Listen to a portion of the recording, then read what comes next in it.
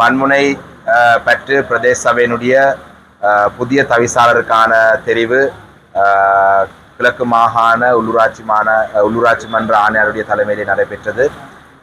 2025ஆம் ஆண்டு நடந்த உள்ளூராட்சி மன்ற தேர்தலிலே மண்முனை பற்று பிரதேச சபையின் சார்பிலே இலங்கை தமிழரசு கட்சியினுடைய தவிசாளராக எங்களுடைய மண்முனை பற்று கிளையினுடைய தலைவர் அண்ணன் மாணிக்கராஜ் அவர்கள் ஒரு சில மாதங்களுக்கு முன்பாக தெரிவு செய்யப்பட்டார்.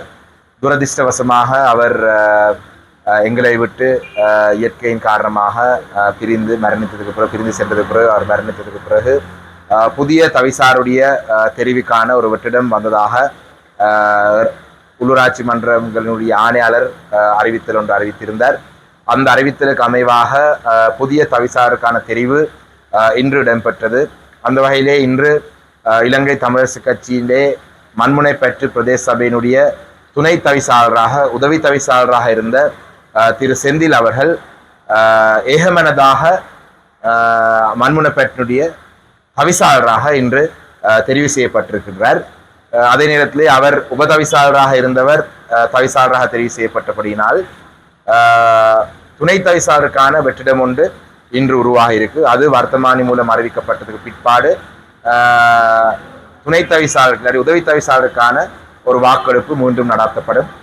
அந்த நேரத்தில் எங்களுடைய மண்முனை பற்று பிரதேச சபையை சேர்ந்த சகோதரர் முத்துக்குமார் அவர்களை இலங்கை தமிழரசு கட்சியின் சார்பிலே துணை தவிசாளராக நாங்கள் முன்மொழிகிறதுக்கு எல்லா இணக்கப்பாடுகளையும் மட்டுப்பட்டிருக்கு. அந்த வகையிலே கிரான்குளம் பிரதேசத்தை சேர்ந்த செந்தில்குமார் அவர்கள் தவிசாளராகவும் ஆரையம்பதியை சேர்ந்த முத்துக்குமார் அவர்கள் துணை தவிசாளராகவும் எதிர்வரும் நாட்களிலே தெரிவு செய்யப்பட இருக்கிறார்கள். அந்த வகையிலே இந்த மண்முனை பற்று பிரதேச சபையிலே எல்லா கட்சியுடன் இணைந்து எல்லா சமூகங்களுடன் இணைந்து சிறப்பாக இந்த மண்முனை பற்று பிரதேச சபையை ஒரு பலமான ஒரு பிரதேசமாக மாற்றுவதற்கு இலங்கை தமிழரசு கட்சியினுடைய தெரிவு செய்யப்பட்டிருக்கும் தவிசாளர் மற்றும் ஏனைய உறுப்பினர்கள் செயல்படுவார்கள். ஏனென்றால் கடந்த காலத்திலே இந்த மண்முனை பற்று பிரதேச சபையிலே ஒரு இன ரீதியான மோதல்களை உருவாக்கி இன்று உங்களுக்கு தெரியும்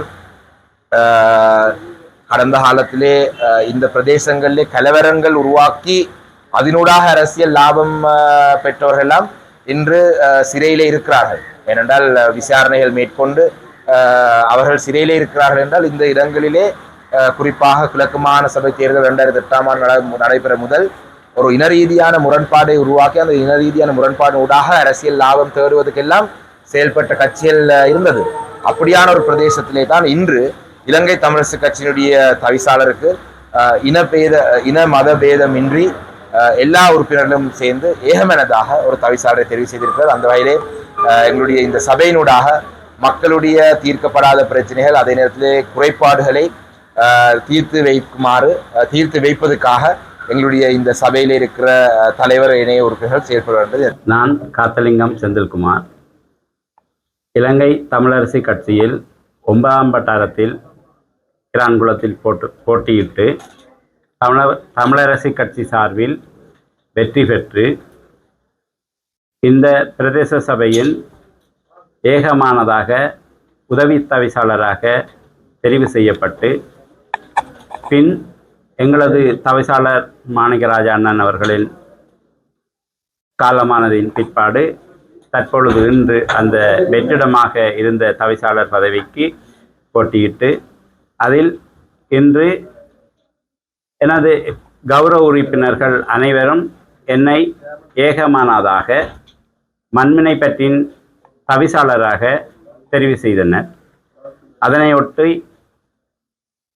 எனது கௌரவ உறுப்பினர்கள் அனைவருக்கும் மனமார்ந்த நன்றியை தெரிவித்து எனது பிரதேசத்தில் 9ஆம் வட்டாரத்தில் என்னை தேர்ந்தெடுத்த மக்களுக்கும் மனப்பூர்வமான நன்றியினை தெரிவித்து இந்த பிரதேசத்தின் அபிவிருத்தி, சமூக பொருளாதார, சுகாதார மேம்பாடு என்பனவற்றை இப்பிரதேசத்தில் இன மத மொழி மற்றும் பேதம் பிரதேசவாதம் எதுவுமின்றி கிரான்குளம் தொடக்கம் ஆரையம்பதி வரையான அனைத்து தமிழ் பேசும் மக்கள் அனைவருக்கும், அதாவது இந்த பிரதேசத்தில் 2